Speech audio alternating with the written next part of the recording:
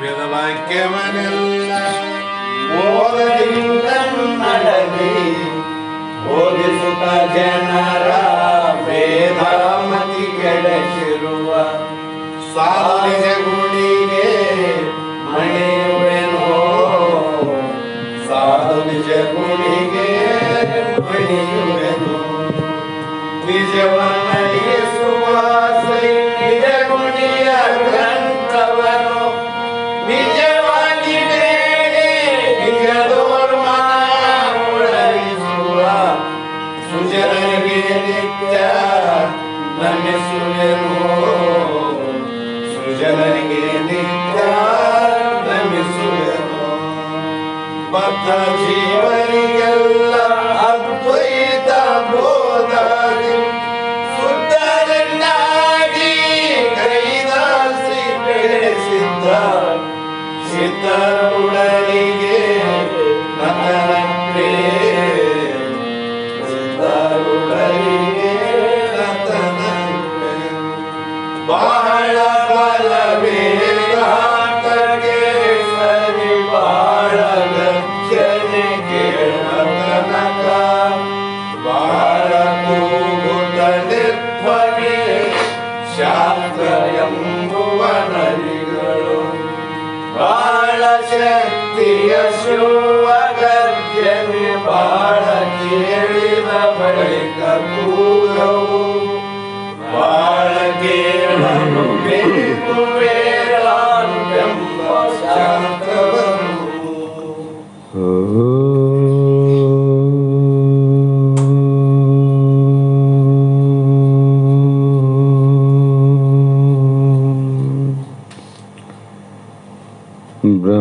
ಬ್ರಹ್ಮಾನಂದಂ ಪರಮಸುಖದಂ ಕೇವಲಂ ಜ್ಞಾನಮೂರ್ತಿಂ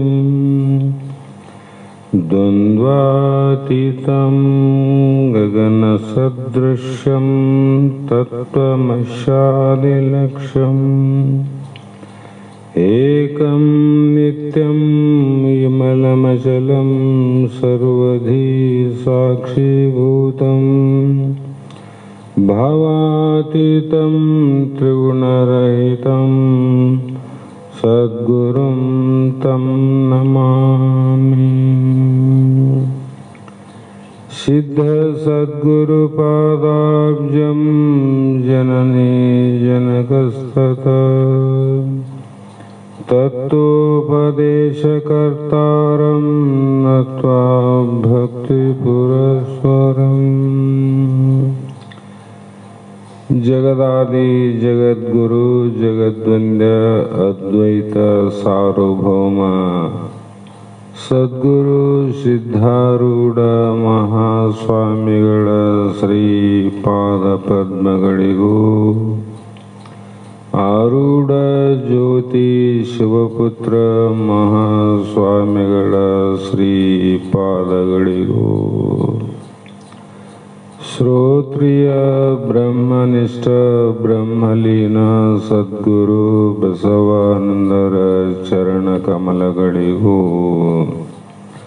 ಅನಂತ ಅನಂತ ದೀರ್ಘ ದಂಡ ಪ್ರಣಾಮಗಳನ್ನು ಸಮರ್ಪಿಸುತ್ತ ಸದ್ಗುರು ಸಿದ್ಧಲಿಂಗಪ್ಪ ತಾತ ಕಪ್ಪಗಲ್ ಇವರನ್ನು ಮನದೋಳು ಪೂಜಿಸುತ್ತ ತಮ್ಮೆಲ್ಲರಿಗೂ ವಂದಿಸುತ್ತ ಈ ದಿನ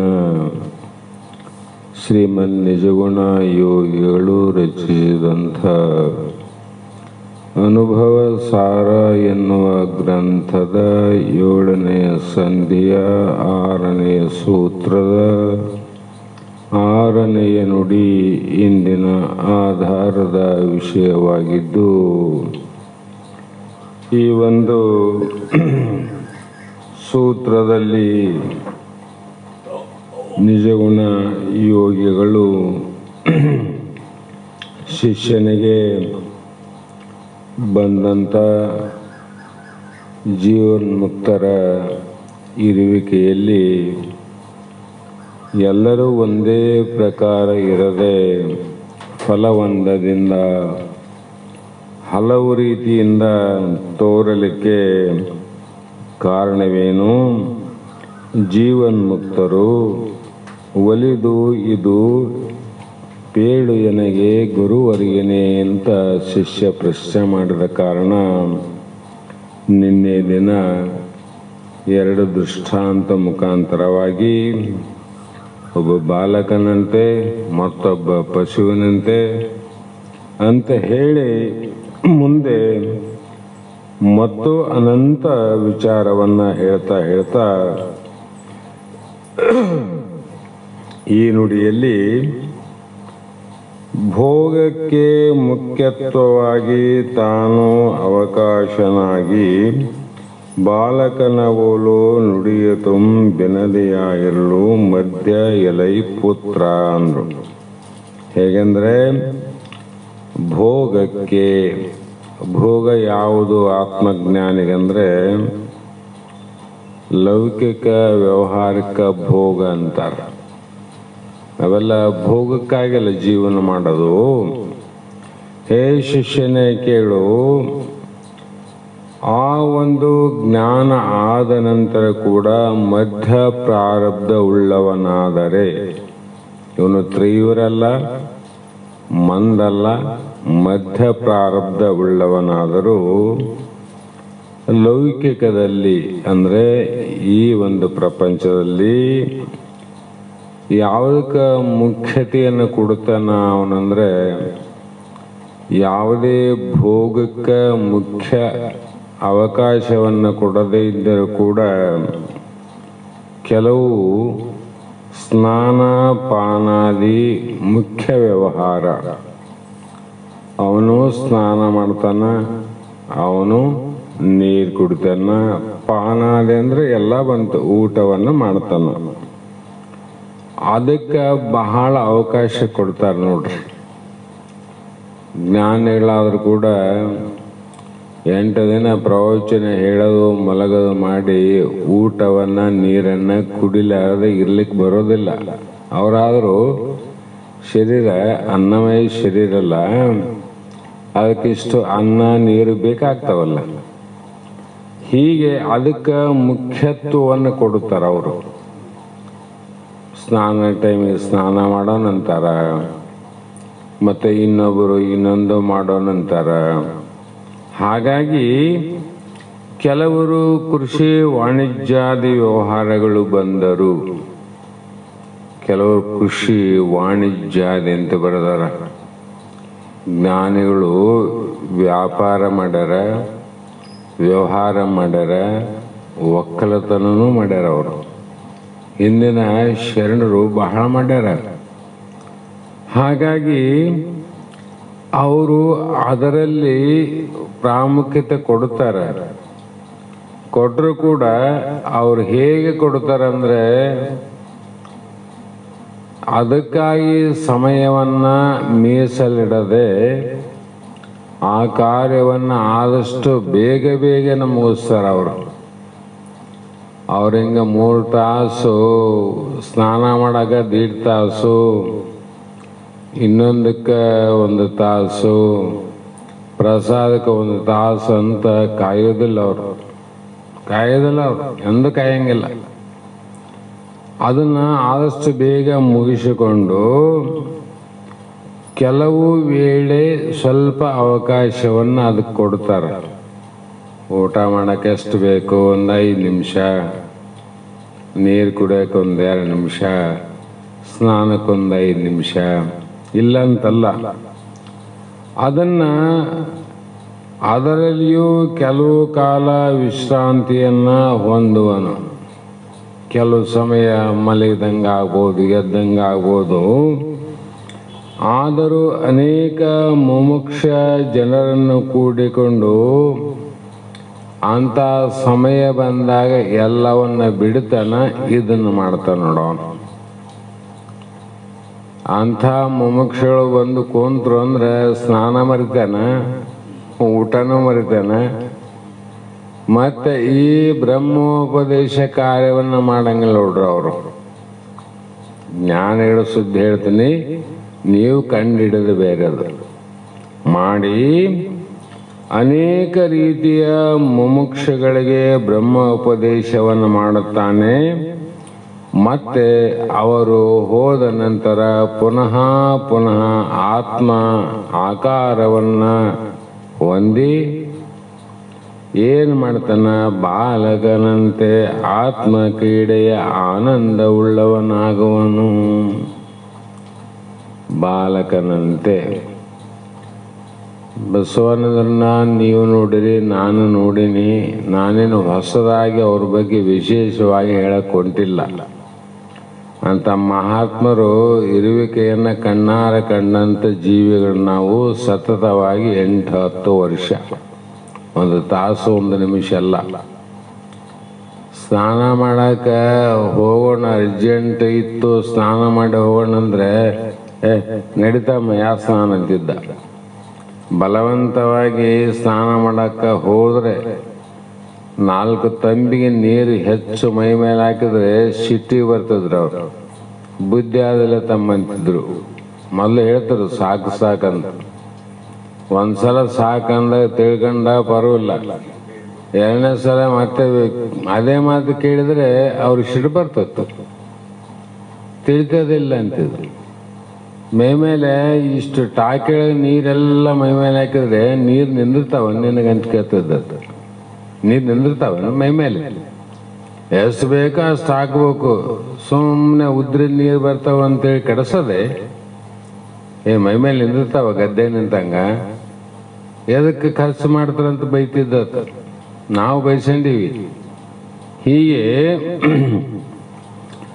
ಹೇಗೆಂದರೆ ಬಾಲಕ ಅಂತ ಕೊಟ್ರಲ್ಲ, ಹುಡುಗ ಅಂತ ತನ್ನ ಊಟ ಮಾಡುವ ಸಮಯಕ್ಕೆ, ನೀರು ಕುಡಿಯುವ ಸಮಯದಲ್ಲಿ, ಆಟ ಆಡುವಂಥ ಸಂದರ್ಭ ಬಂದರೆ ಆಟ ಆಡುವ ಮಗ್ನತೆಯಲ್ಲಿ ತನ್ನ ಊಟವನ್ನು ಮರಿತಾನ, ನೀರು ಕುಡಿಯೋದು ಮರಿತಾನ, ಸ್ನಾನ ಮಾಡೋದ ಕಡೆ ಲಕ್ಷ್ಯ ಇಲ್ಲ, ಯಾವ ಕಡೆ ಲಕ್ಷಣ ಇಲ್ಲ. ಹಾಗೆ ಕೂಡ ಆಟದಲ್ಲಿ ಆನಂದ ಪಡ್ತಾನ ಹುಡುಗ. ಊಟದಲ್ಲಿ, ಸ್ನಾನದಲ್ಲಿ, ಪಾಠದಲ್ಲಿ ಆನಂದ ಇಲ್ಲ, ಆಟದಲ್ಲೇ ಆನಂದ. ಅವನಿಗೆ ಊಟ ಮಾಡೋದು ಬಿಟ್ಟಿಲ್ಲ,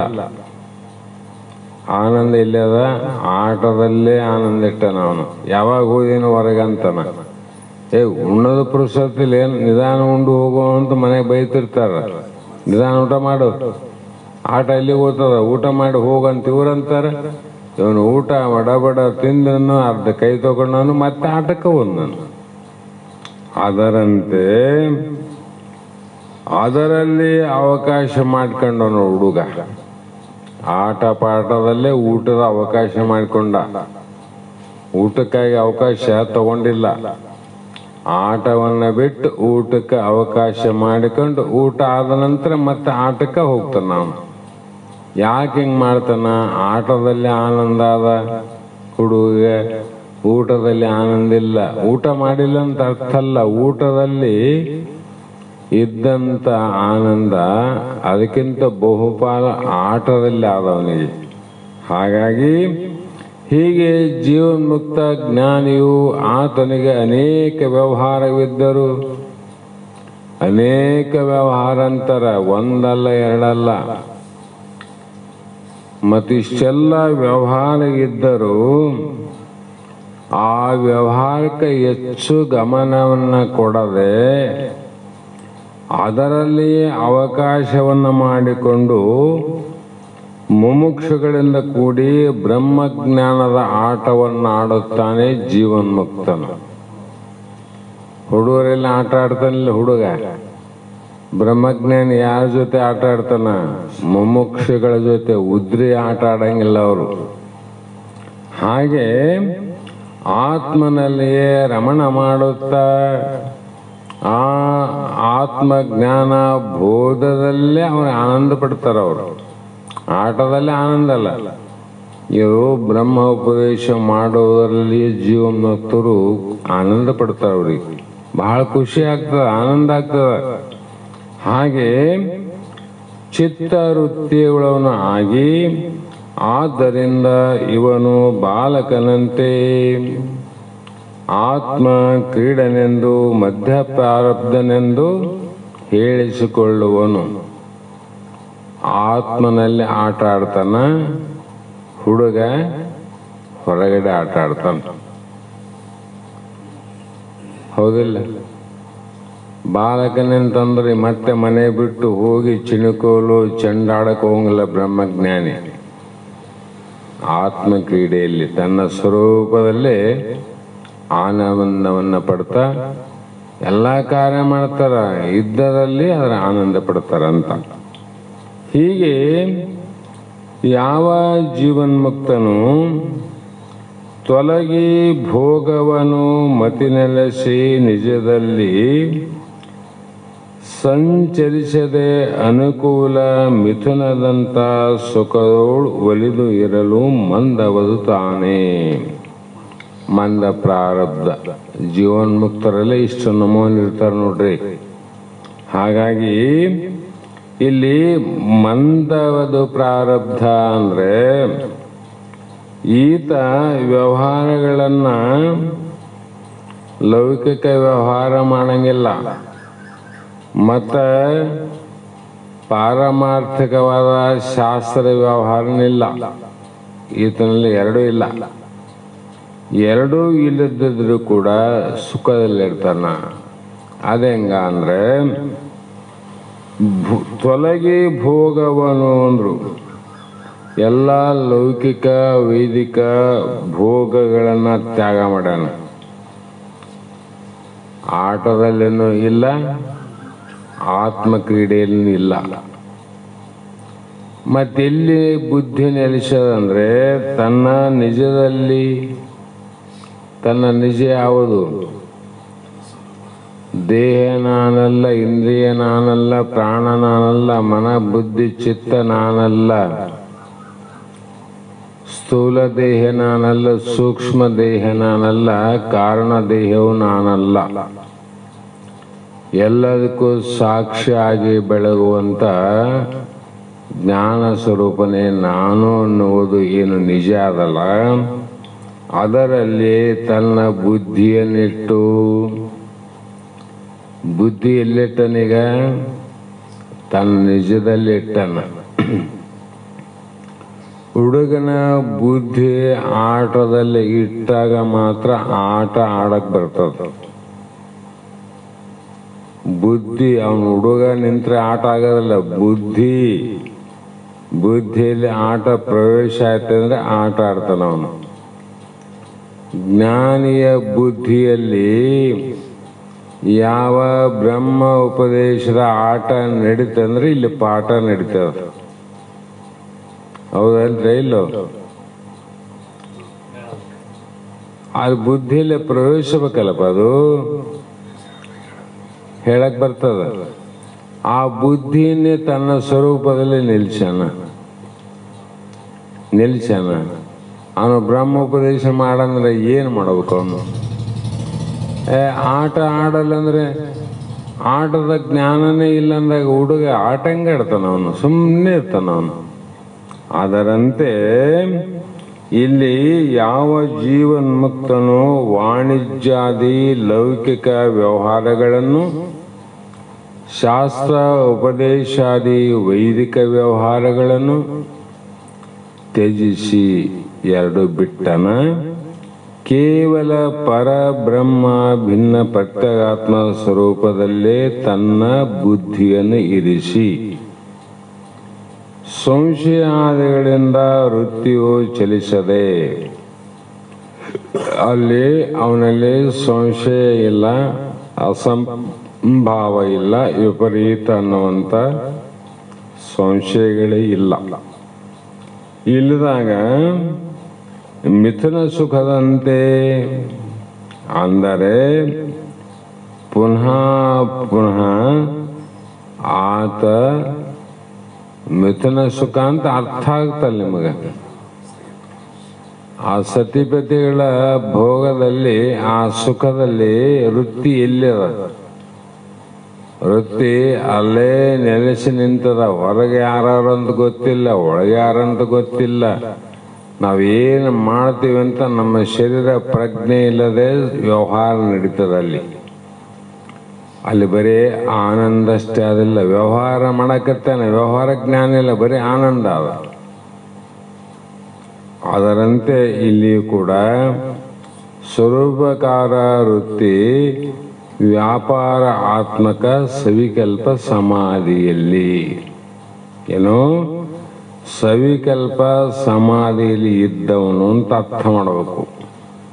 ಇವನು ಏನಂದ್ರು ಅಂದರೆ ಜ್ಞಾನಿಗಳಲ್ಲಿ ಮಧ್ಯ ಪ್ರಾರಬ್ಧ ಉಳ್ಳವನು. ತೀವ್ರ ಅಲ್ಲ, ಮಂದ ಅಲ್ಲ, ಮಧ್ಯ ಪ್ರಾರಬ್ಧ ಎಂದು. ಹಾಗಾಗಿ ಜ್ಞಾನಿಗಳ ಹಿಂದಿನ ಜನ್ಮದ ಪ್ರಾರಬ್ಧ ಹೇಗಿದೆಯೋ ಅದೇ ಪ್ರಕಾರವಾಗಿ ಜ್ಞಾನ ಆದ ನಂತರ ಅವರ ಶರೀರ ಬದುಕಿದ್ದರೂ ಕೂಡ ಬೇರೆ ಬೇರೆ ತೋರುತ್ತವೆ ವಿನಃ ಪಂಚಾಯಿತು ಜ್ಞಾನ ಸಮ್ಮತ. ಜ್ಞಾನ ಮಾತ್ರ ಒಂದೇ. ಮಧ್ಯ ಪ್ರಾರಬ್ಧಗಿದ್ದವನು ಮುಕ್ತನೇ, ತೀವ್ರ ಪ್ರಾರಬ್ಧ ಉಳ್ಳವನು ಮುಕ್ತನೇ, ಮಂದ ಪ್ರಾರಬ್ಧ ಉಳ್ಳವನು ಮುಕ್ತನೇ. ಆದರೆ ವ್ಯವಹಾರ ಬೇರೆ ಬೇರೆ ಅಂತ. ಹೀಗೆ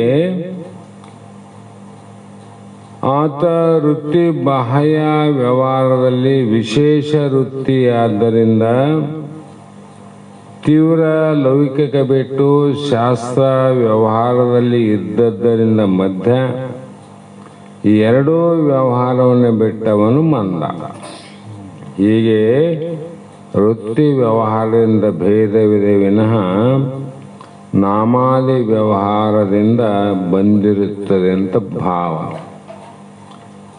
ಕೊರಳಲ್ಲಿ ಬಂಗಾರ ಆದ, ಕೈಯಲ್ಲಿ ಬಂಗಾರ ಆದ, ಕಿವಿಯಲ್ಲಿ ಬಂಗಾರ ಅದ, ಮೂಗಿನಲ್ಲಿ ಬಂಗಾರ ಅದ. ಅದರ ನಾಮರೂಪ ವ್ಯವಹಾರ ರೂಪದಿಂದ ಕೊರಳಲ್ಲಿದ್ದುದು ಸರ ಅಂತ ಅನಿಸ್ಕೊಂತು, ಕೈಯಲ್ಲಿದ್ದದಕ್ಕೆ ಬಳೆ ಅಂತ ಕನಿಸ್ಕೊಂತು. ಆದರೆ ಇವೆಲ್ಲ ನಾಮರೂಪ ಭೇದದಿಂದ ಬಳೆ ಸರ ಅದನ್ನ ವಿಚಾರ ಮಾಡಿದ್ರೆ ಬಂಗಾರನ ಅದಲ್ಲ, ಒಂದೇ ಬಂಗಾರದಿಲ್ಲ. ಅದೇ ಪ್ರಕಾರವಾಗಿ ಇಲ್ಲಿ ಮುಂದಿನ ಒಂದು ವೃತ್ತಿ ನಿರ್ವಿಕಲ್ಪ ಸಮಾಧಿ ಹೇಳ್ತಾರೆ ಅವರು. ಸವಿಕಲ್ಪ ಸಮಾಧಿ ಬೇರೆ, ನಿರ್ವಿಕಲ್ಪ ಸಮಾಧಿ. ಅದರಿಂದ ಸುಪ್ತ ಪ್ರಾರಬ್ಧ ಅಂದರು. ಇವ್ರು ಏನಂದ್ರು? ಸುಪ್ತ ಪ್ರಾರಬ್ಧ. ಸುಪ್ತ ಅಂದರೆ ನಿದ್ರೆ ಅಂತ. ನಿದ್ರೆಯಲ್ಲಿ ಯಾವುದಾದ್ರೂ ಎಚ್ಚರ ಆದೇನೂ ಇಲ್ಲ. ಅದರಂತೆ ಇವನಿಗೆ ಸುಪ್ತ ಪ್ರಾರಬ್ಧದವನು ಹೇಗಿರ್ತಾನಂದ್ರೆ ಪರಿಭವಂ ಪುಗದೆ ಭಾಸುರ ನಿರ್ವಿಕಲ್ಪ ನಿಜ ತೂರ್ಯ ಪದದಲ್ಲಿ ಪರಮುಕ್ತನಂತೆ ಒಪ್ಪುತ್ತಿರೆ ಸುಪ್ತ ವೇಗವೆನಿಸುವುದು ಅಂದರು. ಇವನ ಪ್ರಾರಬ್ಧ ವೇಗ ಅಂದ್ರೆ ತೀವ್ರತೆ.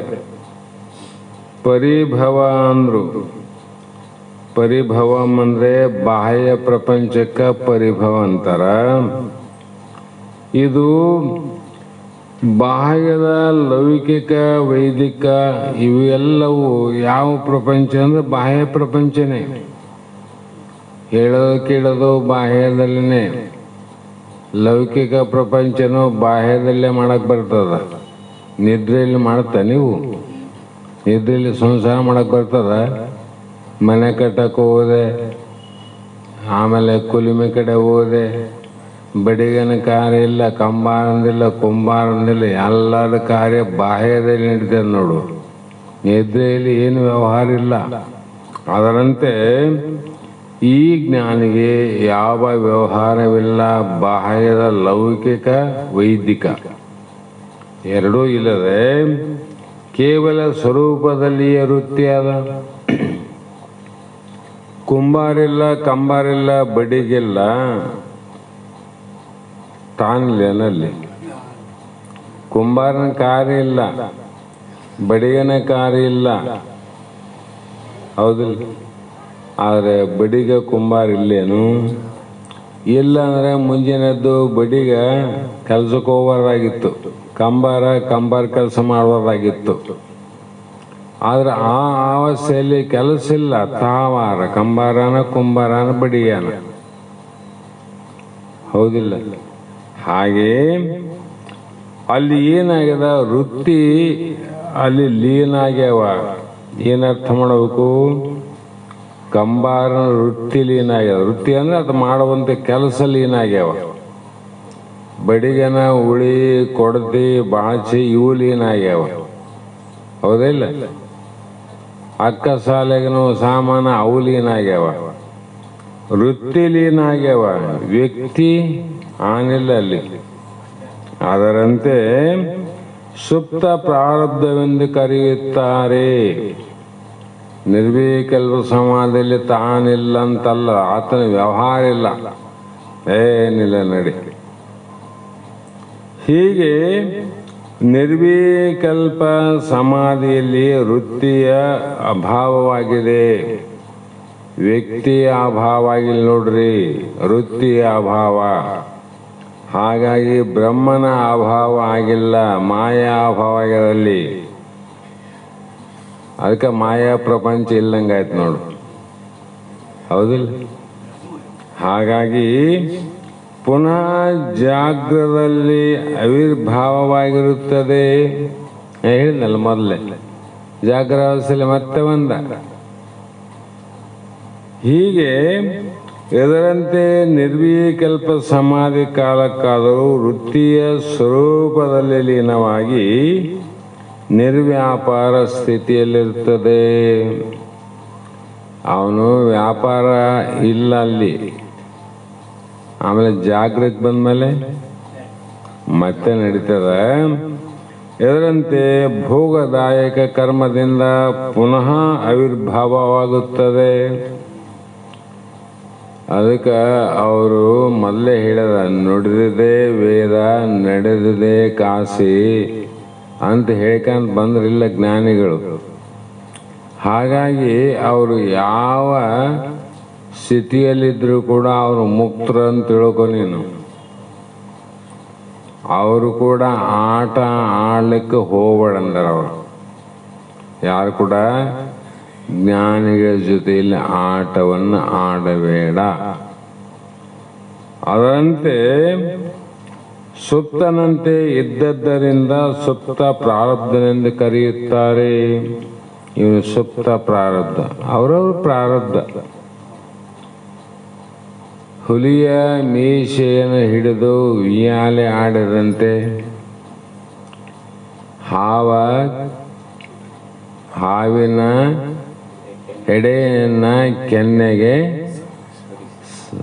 ಸಿಕ್ಕಿದಂತೆ ಸವಿಸಿದಂತೆ ಕಿಚ್ಚನ್ನ ಬೆಂಕಿಯನ್ನು ತಗೊಂಡು ಬಾಚರಿಕೆ ಮಾಡಿ ತಲೆಗೆ ಇಕ್ಕಕೊಲ್ಲಂತೆ. ಬೆಂಕಿ ತಗೊಂಡು ಕೆರ್ಕಂತೀನಿ ಅಂದ್ರೆ ಕೂದಲು ಉಳ್ಕಂತವನಲ್ಲಿ. ಕೂದಲು ಉಳಂಗಿಲ್ಲ, ಸ್ವಲ್ಪ ಮಾತ್ರ ನಿನ್ನ ತಲೆ ಚರ್ಮನೂ ಹೋಗ್ತದ. ಯಾಕಂದ್ರೆ ಯಾವುದರ ಜೊತೆ ಏನು ಮಾಡಬಾರ್ದಾಗಿತ್ತೋ ಅದು ಮಾಡಕ್ ಹೋಗಿ ನಿನ್ನ ಹಣೆಬರ ಹಿಂಗಾಯ್ತು ನೋಡ್ರಿ. ಬೆಂಕಿ ಜೊತೆ ಸರಸಾಡ್ತಾರ, ಆಡಿದ್ರೆ ದೃಷ್ಟಾಂತ ಕೊಟ್ರು, ಹಿಂಗಾತದ ನೋಡು. ಹಾವು ಸುಮ್ಮನೆ ನೋಡಿದ್ರೆ ಟಿಸ್ ಅಂತ ಕಡಿತದಂದ್ರೆ ಹಾವ ನಿಡಿದು ಅದರ ಹೆಡೆಯನ್ನು ತಗೊಂಡು ಮುತ್ತು ಕೊಡಕ್ ಹೋದ್ರೆ ನಿನ್ನ ಕೆನ್ನೆ ಕಚ್ಚಲಾದ ಬಿಡ್ತದ? ಕೇಳಿಗೇನದಕ್ಕೆ ಅಂತ ಮೃದುವಾದ ಕೆನ್ನೆ ಅಂದ್ರೆ ಬಹಳ ಮೃದು ಇರ್ತದ. ಸ್ವಲ್ಪ ಹಿಂಗಂದ್ರೆ ಸಾಕು ಅಲ್ಲೂ ನಡ್ತಾವಲ್ಲಿ. ಅಂತ ಜಾಗದಾಗ ಹಾವಿನ ಸಂಕಟ ಸರಸವಾಡಿದ್ರೆ ಏನಾಗ್ತದ ಗತಿ? ಯಾಕೆ ಯಾವ್ರ ಜೊತೆ ಆಡಬಾರ್ದಾಗಿತ್ತು ಅದ್ರ ಜೊತೆ ಆಡಕೊಂಟಿ ಅಂತ ತಪ್ಪು ನಿಂದ ಅದ. ಅದರಂತೆ ಹುಲಿಯ ಮೀಸೆಯನ್ನು ಹಿಡಿದು ಅಂದ್ರು ಅವರು. ದೊಡ್ಡ ದೊಡ್ಡ ಮೀಸೆ ಇರ್ತಾವಲ್ಲ, ಆ ಮೀಸೆ ಹಿಡಿದು ಉಯ್ಯಾಲೆ ಆಡಕ್ ಹಿಂಗ ಜೋಕಾಲಿ ಆಡಕ್ ಹೋದ್ರೆ ಹುಲಿ ಎಂಬುದು ಮಾಂಬುದೇ ಅದು ಹುಡುಕಾಡ್ತೀನಿ. ಅದು ಅದ್ರ ಬಾಯಿಗೆ ಸಮೀಪ ಇದ್ದಾಗ ನಿನ್ನ ಬಿಡುತ್ತದ. ಸಾಧ್ಯನೇ ಇಲ್ಲಲ್ಲ. ಅದರ ಅಂಕಿತದಲ್ಲಿ ಅವ್ರು ಹೇಳ್ತಾರೆ, ಶರಣರೊಡನೆ ಜ್ಞಾನಿಗಳೊಡನೆ ಸರಸವಾಡಲು ಹೋದರೆ. ನಮಗೇನಾಗ್ಯದ ಅಲ್ಲ, ಎಲ್ಲ ಶಾಸ್ತ್ರ ಕೇಳಿದವರಿಗೆ ಮರವಾಗ್ತವ, ಕೇಳೋರಿಗೆ ಏನು ಗೊತ್ತಾಗ್ತದ? ಶಾಸ್ತ್ರ ಕೇಳಿದವ್ರಿಗೆ, ಯಾಕಂದ್ರೆ ಅವು ಶಾಸ್ತ್ರಗಿರ್ತಾವ, ಗೊತ್ತಾಗ್ತಾವ ಅವು. ಇಲ್ಲಂದ್ರೆ ನಡೀತದ ಬಿಡಪ್ಪ, ನಡೀತದ, ನಿನಗೆ ನಡೀತದ, ಇಟ್ಕೊಂಡು ನೋಡು ಗೊತ್ತಾಗ್ತದ. ಬೆಂಕಿ ತಲೆ ಮ್ಯಾಗ ಇಟ್ಕ ಗೊತ್ತಾಗ್ತದ, ಹಾವು ಕೆನ್ನೆ ಮೇಲೆ ಇಡು ಗೊತ್ತಾಗ್ತದ, ಹುಲಿ ಮೀಸೆ ಹಿಡ್ಕೊಂಡು ತಿರುಗಾಡು ಹಣೆ ಬರ ಗೊತ್ತಾಗ್ತದೆ. ಅದಕ್ಕೆ ಅರಿತಾದರೂ ಮರಿತಾದರೂ ಒಮ್ಮೆ ಅಂದರು, ತಿಳಿದಾದ್ರಾಗಲಿ ತಿಳಿಯದಿದ್ದರಾಗಲಿ ಅವುಗಳ ಸರಸ ಮಾಡ್ತಾನೆ ಯಾವನು? ತಿಳಿಲಾರ್ದನೆ ಮಾಡಂಗಿಲ್ಲ ಅಂದಮೇಲೆ ತಿಳಿದವನು ಮಾಡಕ್ ಹೋದ್ರೆ ನಿನ್ನೆ ಹೆಂಗ್ ಬಿಡ್ತದಂತದ. ಹಾಗಾಗಿ ಇದ್ದಂತೆ ಸುಪ್ತ ಪ್ರಾರಬ್ಧದಿಂದ ಕರೆಯುತ್ತಾರೆ. ಹೀಗೆ ಇಂತು ಕರ್ಮದ ವೇಗ ಎಂತು ಅಂತೆ ಫಲಶ್ರುತಿಯ ಅಂತಂತೆ ಚಿರಿಪ ಫಲವರ್ಗೆ ಮುಕ್ತಿ ಓರಂತೆ ಬಳಿಕ ಒಂದೇ ತೆರನಕ್ಕೂ. ನೋಡೋ, ಈ ಪ್ರಕಾರ ಈ ರೀತಿ ಕರ್ಮದ ಪ್ರಾರಬ್ಧ ಕರ್ಮದ ವೇಗ ಹೇಗಾದ ಎಂತೂ ಹಾಗೆ ಹಾಗೆ ಆ ಭೋಗಗಳು ಉದಯವಾಗುತ್ತವೆ. ಆಗಿ ಅಂತಂತೆ ಹಾಗೆ ಹಾಗೆ ಆಚರಿಸುವ ಅನೇಕರಿಗೆ ಮೋಕ್ಷವು ಓರಂತೆ, ಅಂದರೆ ಮುಕ್ತಿ ಚೆನ್ನಾಗಿ ಒಂದೇ ತರನಕ್ಕೂ. ಪ್ರಾರಬ್ಧ ವೇಗದ ಭೋಗ ಬೇರೆ ಬೇರೆ ಫಲಿಸ್ತಾವ, ಆದರೆ ಮೋಕ್ಷ ಮಾತ್ರ ಒಂದೇ ಥರ. ಅದಕ್ಕೆ ಭಾಳ ಸಲ ಭಗವದ್ಗೀತೆ ಪ್ರಮಾಣ ಕೃಷ್ಣ ಭೋಗಿ ಸುಖಸ್ಥಾಗಿ. ಪ್ರಾರಬ್ಧ ಭೋಗ ಹೆಂಗ ಹಂಗೆ ಹೋಗ್ತದೆ. ಒಬ್ಬ ಸುಮ್ಮನೆ ಯಾವಾಗಂದ್ರೆ ನಾಗರ ಅಮಾವಾಸ್ಯೆ ಬಂದಾಗ ನಮ್ಮ ಪೂಜಾರಿ ಯಜಮಾನಗಂತೂ ಎಲ್ಲ ಗೊತ್ತಲ್ಲ, ವಯಸ್ಸಿನಾಗ ಅದು ಭಾಳ ಅನುಭವ ಅದ. ನಾಗರ ಅಮಾವಾಸ್ಯೆ ಬಂದಾಗ ಹಳ್ಳಿಗಳಲ್ಲಿ ಪಂಥ ಕಟ್ತಿದ್ರು, ನಾಗರಮಾಸೆ ಅಲ್ಲ. ಆ ಪಂಥ ಕಟ್ಟಾಗ ಅವಾಗ ಏನು ದೊಡ್ಡ ಆಟ, ಏನು ಕಲ್ಲು ತಗೊಂಡು ಹೋಗ್ಯದಪ್ಪ, ಏಟೇಟಿಗೆ ಹೊಡಿತಿದ್ದೆ ಅಲ್ಲಿಗೆ ಅಂತ, ಎಷ್ಟೇಟಿಗೆ ಅಂತ ಪಂಥ ಕಟ್ಟಾರು. ಅದ ಚೀಲ ಎತ್ತದು, ಇನ್ನೊಂದು ಹೌದಿಲ್ಲ. ಅದರಂತೆ ಈಗ ಕಲ್ಲು ಹೊಗಿತಾನ, ಕಲ್ಲ ಓಡ್ತದೇನು ದೂರ, ಕಲ್ಲು ಬಿದ್ದಲ್ಲೇ ಬೀಳೋದು, ಓಡಕತ್ತದಲ್ಲ. ಈಗ ಬೀಸ್ ಹೋಗದ್ರೆ ಅದು ಯಾರ ವೇಗವನ್ನು ತಗೊಂಡದ? ಕಲ್ಲನ್ನು ಬೀಸುವನ ಶಕ್ತಿಯನ್ನು ತಗೊಂಡು ಅದು ಕಲ್ಲು ಅಷ್ಟು ದೂರ ಹೋಗ್ತದೆ ನೋಡ್ರಿ. ಹೌದಾ ಇಲ್ಲ? ಅನುಭವ ಅದಲ್ಲ. ಕಲ್ಲಿಗೆ ವೇಗ ಇಲ್ಲ, ಕಲ್ಲನ್ನು ಬೀಸಿದವನ ವೇಗ ಕಲ್ಲಿನಲ್ಲಿ ಪ್ರವೇಶ ಆಗಿ ಹೋಗ್ತದೆ. ಅದ್ರಾಗ 25 ಏಟಿಗೆ ಹೊಡಿತಾನಂದ ಒಬ್ಬನಿಂದ 20 ಒಬ್ಬನಂದ. ಇನ್ನು 25 30 ಮುಟ್ಲಿಲ್ಲ, ಇವನು 20 ಅಂದವನು 18 ಮುಟ್ಟಿಬಿಡ್ತು. ಕಲ್ಲಿಗೆ ಏನನ್ನ ವ್ಯತ್ಯಾಸ ಅದೇನು? ಹೆಜ್ಜೆ ಇಟ್ಟದಂದ್ರೆ ಬಡ ಹೆಜ್ಜೆ ಹಾಕ್ಯದಪ್ಪ, ಇವನು ಜಲ್ದಿ 18 ಅನ್ನೋದು. ಅಂದ್ರೆ ಅವನ ಕಲ್ಲಿನಲ್ಲಿ ವೇಗ ಎಷ್ಟಾದ ಅಷ್ಟು ದೂರ ಹೋಗ್ತದಂತ ಅರ್ಥ. ವ್ಯಕ್ತಿಯಲ್ಲೇನ ಇಲ್ಲೇನ ಕೈ ಬಿಟ್ಟಲ್ಲಿ ಬೀಸಿ ಆದ್ರೂ ಕಲ್ಲು ಹೋಗತ್ತೆ ನೋಡ್ರಿ. ಅದಕ್ಕೆ ಎಲ್ಲಿಂದ ಬಂತು ವೇಗ? ವ್ಯಕ್ತಿಯಿಂದ ಕಲ್ಲಿಗೆ ವೇಗ ಬಂದದ. ವ್ಯಕ್ತಿ ಅಂದಲ್ಲಿ ಚೇತನ, ಕಲ್ಲಂದಲ್ಲಿ ಜಡ ಅನ್ಬೇಕು. ಹೌದಿಲ್ಲ? ಅದರಂತೆ ಇಲ್ಲಿ ಪ್ರಾರಬ್ಧ ಅನ್ನುವಂಥದ್ದು ಇದು ಜಡ, ಇದು ದೇಹ ಜಡದಿಲ್ಲ, ಜಡವಾದದ್ದೇ ಓಡಕತ್ತದಿಲ್ಲ. ಅಲ್ಲಿಗೆ ಇಲ್ಲಿಗೆ ವ್ಯವಹಾರ ಜ್ಞಾನಿಗಳು ಎದರಿಂದ ಹೋಗತ್ತದ?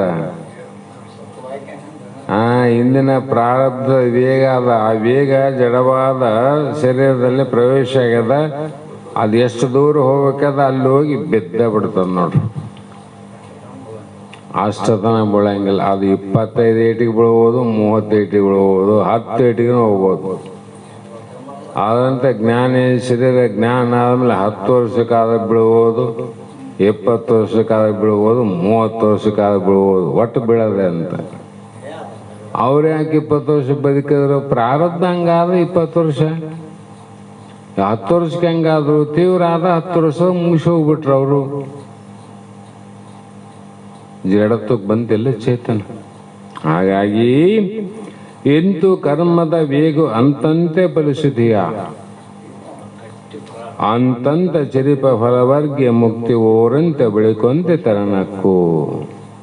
ಮುಕ್ತಿ ಮಾತ್ರ ಒಂದೇ ತರ ನೋಡಪ್ಪ ಅಂತ ಹೇಳ್ತಾ, ಜೀವನ್ ಮುಕ್ತರಲ್ಲಿ ಸ್ವರೂಪ ಜ್ಞಾನ ನಿಶ್ಚಯ ಮಾತ್ರ ಒಂದೇ ಪ್ರಕಾರ.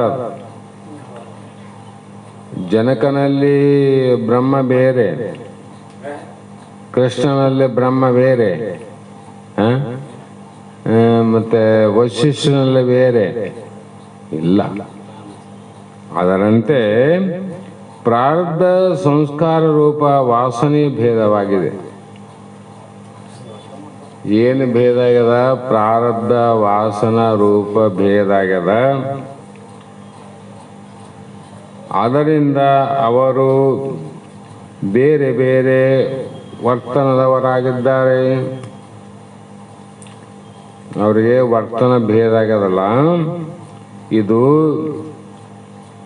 ತೀವ್ರದವನು ಲೌಕಿಕ ವ್ಯವಹಾರದಲ್ಲಿ ಮುಳುಗಿ ಪಶುಪ್ರಾಯ ಮೂಢನಾಗಿ, ಮಧ್ಯಮನು ಬ್ರಹ್ಮ ಜಿಜ್ಞಾಸ ಮಾಡುವನಾಗಿ, ಬಾಲಕನಂತೆ ವಿನೋದವಾಗಿ, ಮಂದನು 2 ಕರ್ಮವನ್ನು ಬಿಟ್ಟು ಯಾರೊಡನೆ ಸಂಘವಿಲ್ಲದೆ ಮಧೋನ್ಮತ್ತನಂತೆ ತೋರುತ್ತಾನೆ. ಮದವೀರದಾನೆ ಹೇಳಿವಲ್ಲ ಮೊನ್ನೆ.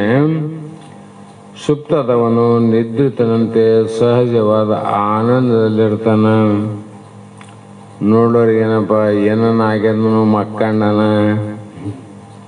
ಅವನಿಗೇನಾಗಿಲ್ಲ, ಆನಂದದಲ್ಲೇ ಮಲಗಿನಂತ ಅರ್ಥ ಮಾಡಬೇಕು. ಜ್ಞಾನಿಗಳದು, ಅಜ್ಞಾನಿಗಳನ್ನ ಹೇಳಂಗಿಲ್ಲ. ಹೀಗೆ ಅವರು ಹುಚ್ಚನಂತನೂ ಇರಬಹುದು. ಹೀಗೆ ಬೇರೆ ಸ್ಥಿತಿ ಗತಿಗಳಿಂದ ತೋರಿದರು ಕಡೆಗೆ ಎಲ್ಲರಿಗೂ ವಿಧೇಯ ಮುಕ್ತ ಸ್ಥಿತಿಯು ಒಂದೇ ಪ್ರಕಾರವಾಗಿದೆ. ದೇಹ ತ್ಯಾಗ ಮಾಡಿದ್ಮೇಲೆ ಅವ್ರ ಮುಕ್ತಿ ಒಂದೇ ಪ್ರಕಾರ ಅದು, ಬೇರೆ ಬೇರೆ ಅದು ಒಂದೇ ಪ್ರಕಾರವಾಗಿರುತ್ತದೆ. ಮುಕ್ತಿಯಲ್ಲಿ ಭೇದವಿಲ್ಲ. ಎಲ್ಲಿ ಭೇದ ಇಲ್ಲ? ಮುಕ್ತಿಯಲ್ಲಿ ಭೇದ ಇಲ್ಲ ಅಂದ್ರೇನು? ಅಸ್ಥಿಭಾತಿ ಪ್ರಿಯದಲ್ಲಿ ಭೇದ ಇಲ್ಲ, ನಾಮರೂಪದಲ್ಲಿ ಭೇದ ಅಂತ ತಿಳ್ಕೋಬೇಕು. ದೇಹದಲ್ಲಿ ಭೇದವಿಲ್ಲ, ವ್ಯವಹಾರದಲ್ಲಿ ಭೇದಾವ. ಆದರೆ ಅಸ್ಥಿಭಾತಿ ಪ್ರಿಯ ಸ್ವರೂಪದಲ್ಲಿ ಆತ್ಮಜ್ಞಾನದಲ್ಲಿ ಒಂದೇ ಆದ. ಆನಂದವು ಹೆಚ್ಚು ಕಡಿಮೆಯಾಗಿ ತೋರುತ್ತದೆ ಅಂದ್ರೇನು? ಉಪಾದಿಯಿಂದ ಆನಂದ ಹೆಚ್ಚು ಕಮ್ಮಿ ಅಂತ ತೋರ್ತದ. ಭೋಗಗಳಿಂದ, ರಾಮನ ಭೋಗ, ವಶಿಷ್ಠನ ಭೋಗದಿಂದ ಇನ್ನು ಉಳಿದವರಿಗೆ ಆ ಭೋಗ ಇದ್ದಿಲ್ಲ. ತ್ಯಾಗದಲ್ಲಿ ಒಬ್ಬರಿಗೆ ಆನಂದ ಆಯಿತು, ಭೋಗದಲ್ಲಿ ಒಬ್ಬರಿಗೆ ಆನಂದ ಆಯಿತು, ಕರ್ಮದಲ್ಲಿ ಒಬ್ಬರಿಗೆ ಆನಂದ ಆಯಿತು. ಅದರಂತೆ ಆನಂದ ಹೆಚ್ಚು ಕಡಿಮೆ ಇಲ್ಲ, ಅದು ಒಂದೇ ರೀತಿಯಾಗಿರೋದು. ತುಪ್ಪ ಈಗ ಸಣ್ಣ ಚಮಚಲ್ಲಿ ಹಾಕ್ತೀವಿ, ಕೆಲವರು ಸಣ್ಣ ವಾಟೆಯಲ್ಲಿ ಹಾಕ್ತಾರೆ, ಕೆಲವು ಇನ್ನೊಂದರಲ್ಲಿ ಹಾಕ್ತಾರೆ. ಅದು ತುಪ್ಪ ಹಾಕುವಂತ ಪಾತ್ರೆ ಬೇರೆ ಬೇರೆ ಇದ್ರೂ ಕೂಡ ತುಪ್ಪದ ರುಚಿ ಒಂದೇ ಆದಿಲ್ಲ. ಚಮಚಗೆ ಹಾಕಿದ್ರು ಅದೇ ರುಚಿ ಅದ, ವಾಟೆಯಿಂದ ಹಾಕಿದ್ರು ಅದೇ ರೀತಿ ಅದ, ಮಣ್ಣಿನದ್ರಿಂದ ಹಾಕಿದ್ರು ಕೂಡ ಅದೇ ಅದ, ಬಂಗಾರದಿಂದ ಹಾಕಿದ್ರು ಕೂಡ ಅದೇ ರುಚಿ ಅದ. ಬೇರೆ ಅದನ್ನದು ಅದು ಒಂದೇ ರೂಪ ಅದ. ಆದರೆ ಅದರ ನಾಮರೂಪಗಳು ಬೇರೆ ಬೇರೆ ಅವ. ಅದು ಮಣ್ಣಿಂದ ಅದ, ಒಬ್ರ ಮನೆಗೆ ಕಂಚಿಂದ ಇರ್ತದ, ಒಬ್ರ ಮನೆಗೆ ಬೆಳ್ಳಿದ ಅದ, ಒಬ್ರ ಮನೆಗೆ ಬಂಗಾರದ ಅದ. ಅವು ಬೇರೆ ಬೇರೆ. ಅದು ತುಪ್ಪ ಮಾತ್ರ ಒಂದೇ ಸ್ವಾದ. ಹಾಗೆಯೇ ಜೀವನ, ಪ್ರಾರಬ್ಧ, ಕರ್ಮವಾಸನ, ವ್ಯವಹಾರ ಭೇದ ವಿಷಯದಲ್ಲಿ ಶ್ರುತಿ ಪ್ರಮಾಣ ಉದಾಹರಿಸುತ್ತವೆ. ಭೇದ ರೂಪದಿಂದ ಉದಾಹರಣೆ ಕೊಟ್ಟು ಹೇಳ್ತಾರೆ ಅವರು. ಹೇಗಂದ್ರೆ, ಯತಿಗಳ ಆರಬ್ಧ ಸಂತತಿಯ ವಾಸನೆ ಯಾವ ಗತಿಯಿಂದ ಇರ್ಬೋದು ಅಂತಿರುತ್ತಿರುವ ಆತ್ಮರತಿ ವೇದ ವಾಕ್ಯಬಹುದಾಗಿ. ಇದು ನೀವೇ ಹೇಳ್ತಿರೋ, ಯಾರನ್ನ ಹೇಳ್ಯಾರೋದ್ರು ನಾನೇ ಕೇಳೋ ಮರೆಯ, ಪರಮಾತ್ಮ ಹೇಳಿದ್ದೇನೆ ನಾ ಹೇಳ್ತೀನಿ. ಪರಮಾತ್ಮ ಮೇಲೆ ಅವನು ಪರಮಾತ್ಮ ಅಂತ ವಿಶ್ವಾಸ ಇದ್ರೆ ನಂಬು, ಇಲ್ಲಂದ್ರೆ ಇಲ್ಲೇ ಬಿಡು. ಪರಮಾತ್ಮನ ನಂಬಲಾರ್ದವರು ದೇವ್ರ ಹುಡುಗೋದನ್ನು ವ್ಯರ್ಥ ನೋಡ್ರಿ. ದೇವರು ಬಗ್ಗೆ ವಿಶ್ವಾಸ ಇಲ್ಲವನು ದೇವರು ಹುಡುಗೋದ್ರ ಫಲ ಹೆಂಗೆ ಸಿಗ್ತಾನೆ ನಿನಗ? ಅಂಥವ್ರೆಲ್ಲ ಏನಾದರೂ ಆತ ಕೊಡೋದು ತೆಗೆದು ಮಾಡ್ತಾನೇನು? ಇಲ್ಲ ಅಂತಾನು. ಮತ್ತೆ ಪರಮಾತ್ಮ ಮೇಲೆ ವಿಶ್ವಾಸ ಆದ್ರೆ ಹೆಂಗಿಲ್ಲ ಅಂತಂದ್ರೆ, ಪರಮಾತ್ಮ ನಿನ್ನೆಲ್ಲ ಮತ್ತೆ ನೀವು ಹೋಗೋ ಅವಶ್ಯಕತೆ ಇಲ್ಲ. ಚಿಪ್ಪಲ ಒಂದಕ್ಕೊಂದು ಅದು ಯಾರಿಗೂ ತಿಳಿದಿಲ್ಲ. ಬಿಚ್ಚಿ ಹೇಳಿದ್ರೆ ತಿಳಿಯಕ್ಕೆ ಕಷ್ಟ ಅದ, ಮುಚ್ಚಿ ಹೇಳಿದ್ರೆ ಹೆಂಗ್ ತಿಳಿತದ? ಈ ಸಂಬಂಧದಿಂದ ಜ್ಞಾನಿಗಳಿಗೆ ಅನೇಕ ರೀತಿ ದುಃಖಗಳಾದರೂ ಆಗಬಹುದು. ಹೇಳ ನೋಡ್ರಿ, ಜ್ಞಾನಿಗಳಿಗೆ ದುಃಖ ಆಗ್ತದ. ಹೀಗಾದರೆ ಅವರು ಪ್ರಯತ್ನಪೂರ್ವಕ ಜ್ಞಾನ ಸಂಪಾದನೆಯನ್ನು ಮಾಡಿದ್ದು ವ್ಯರ್ಥವಾಗುವುದಿಲ್ಲವೇ ಅಂತ ಪ್ರಶ್ನೆ ಮಾಡಿದ್ರೆ, ಜ್ಞಾನಿಗಳಂತ ಹೇಳ್ತಾರೆ ಜ್ಞಾನ ಸಮ್ಮತ ಆನಂದ ಒಂದೇ ಅಂತಾರೆ. ಮತ್ತೆ ಕೆಲವು ಜನ ದುಃಖ ಆದಂಗೆ ಆಗ್ಯದಲ್ಲ, ಅವರು ಜ್ಞಾನ ಸಂಪಾದನೆ ಮಾಡಿದ ವ್ಯರ್ಥ ಆಗೋದಿಲ್ಲೇನು ಗುರುವೇ? ಶಿಷ್ಯ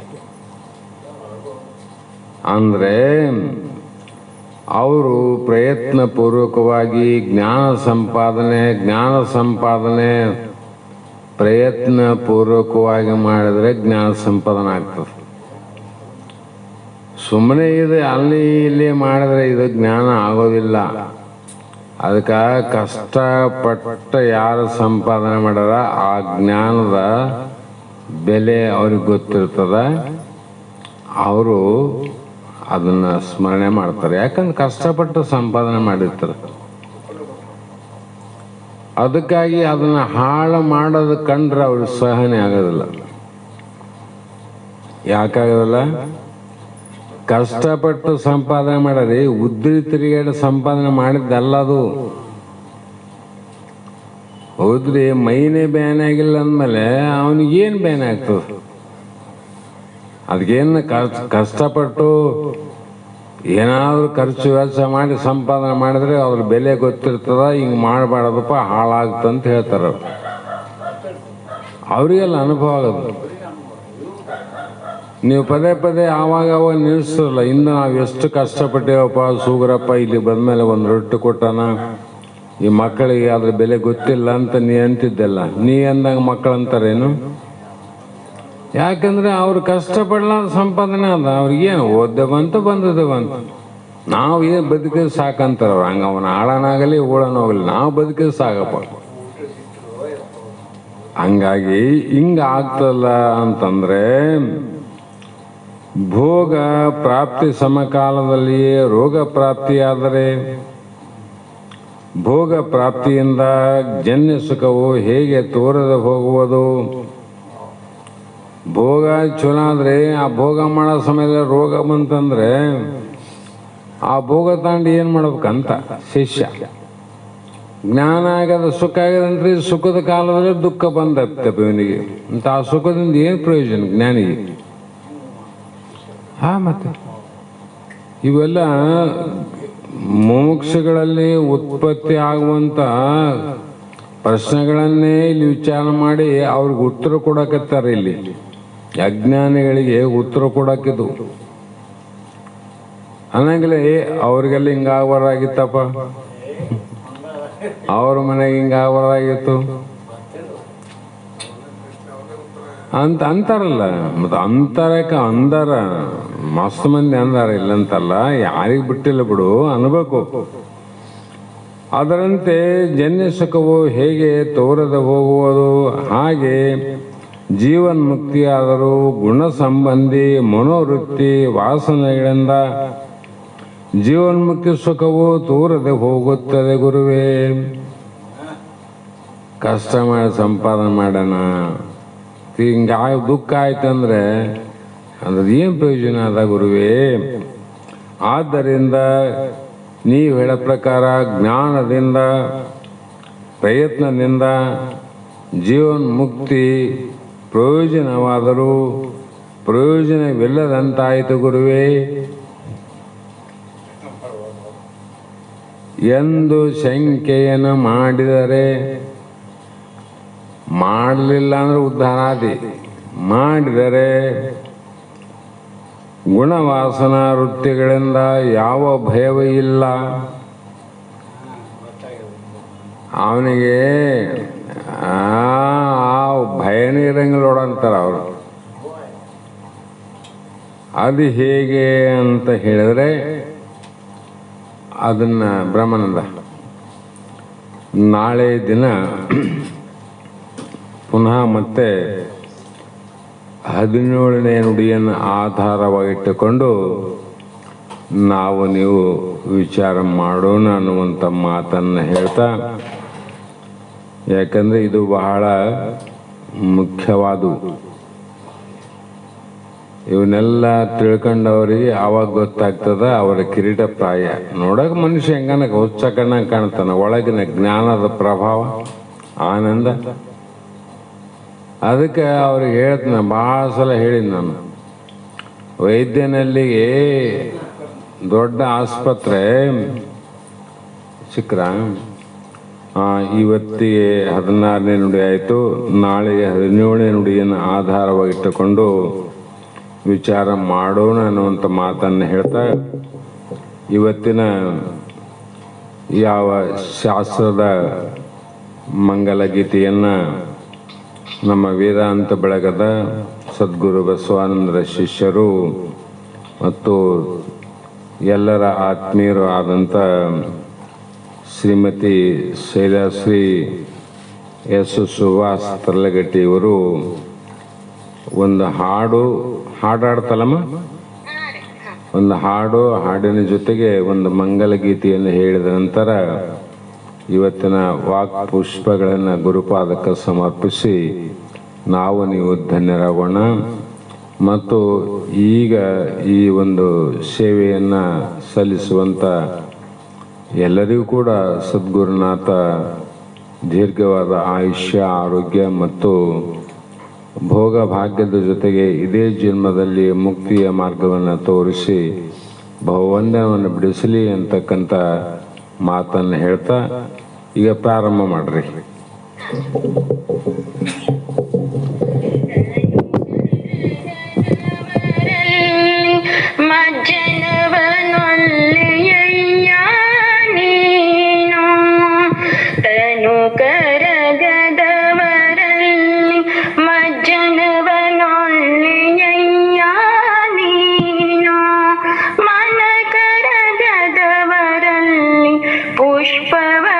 ಪುಷ್ಪವನುಲ್ಲಿಯಯ್ಯ ನೀನು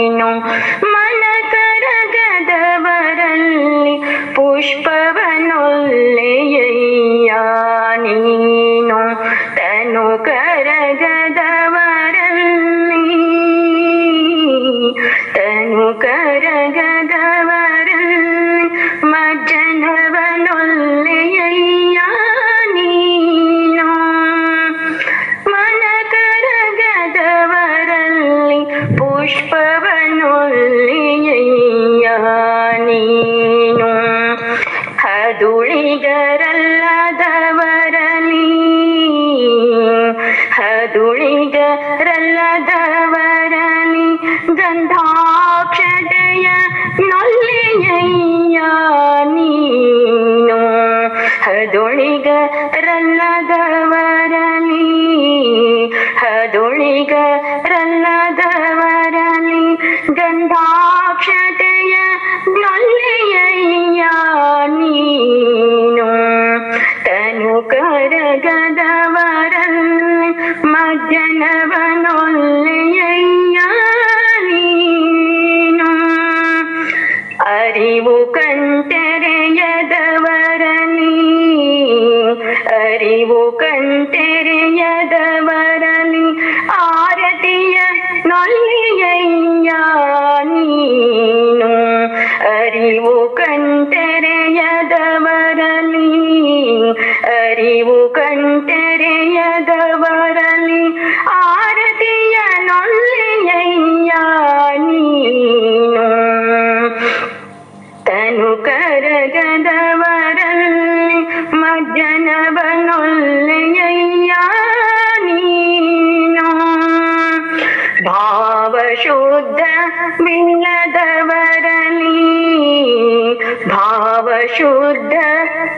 ಭಾವಶುದ್ಧವಿಲ್ಲದವರಲಿ ಧೂಪವನೊಲ್ಲೆಯಯ್ಯ ನೀನು ಭಾವಶುದ್ಧವಿಲ್ಲದವರಲಿ ಭಾವಶುದ್ಧವಿಲ್ಲದವರಲಿ ಧೂಪವನೊಲ್ಲೆಯಯ್ಯ ನೀನು ತನು ಕರಗದವರಲ್ಲಿ ಮಜ್ಜನವನೊಲ್ಲೆಯಯ್ಯ ನೀನು ತನು ಕರಗದವರಲ್ಲಿ ಮಜ್ಜನವನೊಲ್ಲೆಯಯ್ಯ ನೀನು ಪರಿಣಾಮಿಗಳಲ್ಲದವರಲಿ ಪರಿಣಾಮಿಗಳಲ್ಲದವರಲಿ ನೈವೇದ್ಯವ ನೊಲ್ಲೆಯಯ್ಯ ನೀನು ಪರಿಣಾಮಿಗಳಲ್ಲದವರಲಿ ನೈವೇದ್ಯವ ನೊಲ್ಲೆಯಯ್ಯ ನೀನು ತನು ಕರಗದವರಲ್ಲಿ ಮಜ್ಜನವನೊಲ್ಲೆಯಯ್ಯ ನೀನು ತ್ರಿಕರಣ ಶುದ್ಧ ಇಲ್ಲದವರಲಿ ತ್ರಿಕರಣ ಶುದ್ಧ ಇಲ್ಲದವರಲಿ ತಾಂಬೂಲವ ನೊಲ್ಲೆಯಯ್ಯ ನೀನು ಹೃದಯ ಕಮಲ ಅರಳದವರಲಿ ಇರಲೊಲ್ಲೆಯಯ್ಯ ನೀನು ಹೃದಯ ಕಮಲ ಅರಳದವರಲಿ ಇರಲೊಲ್ಲೆಯಯ್ಯ ನೀನು ಎನ್ನಲ್ಲಿ ಏನುಂಟೆಂದು ಎನ್ನಲ್ಲಿ ಏನುಂಟೆಂದು ಕರತಲವ ಇಂಬುಗೊಂಡೆ ಹೇಳ ಎನ್ನಲ್ಲಿ ಏನುಂಟೆಂದು ಎನ್ನಲ್ಲಿ ಏನುಂಟೆಂದು ಕರತಲವ ಇಂಬುಗೊಂಡೆ ಹೇಳ ಚನ್ನಮಲ್ಲಿಕಾರ್ಜುನ ಚನ್ನಮಲ್ಲಿಕಾರ್ಜುನ ತನು ಕರಗದವರಲ್ಲಿ ಮಜ್ಜನವನೊಲ್ಲೆಯಯ್ಯ ನೀನು ಮನ ಕರಗದವರಲ್ಲಿ ಪುಷ್ಪವನೊಲ್ಲೆಯಯ್ಯ ನೀನು ಮನ ಕರಗದವರಲ್ಲಿ ಪುಷ್ಪವನೊಲ್ಲೆಯಯ್ಯ ನೀನು ತನು ಕರಗದವರಲ್ಲಿ ತನು ಕರಗದವರಲ್ಲಿ ಮಜ್ಜನವನೊಲ್ಲೆಯಯ್ಯ ನೀನು ಮನ ಕರಗದವರಲ್ಲಿ ಪುಷ್ಪವನೊಲ್ಲೆಯಯ್ಯ ನೀನು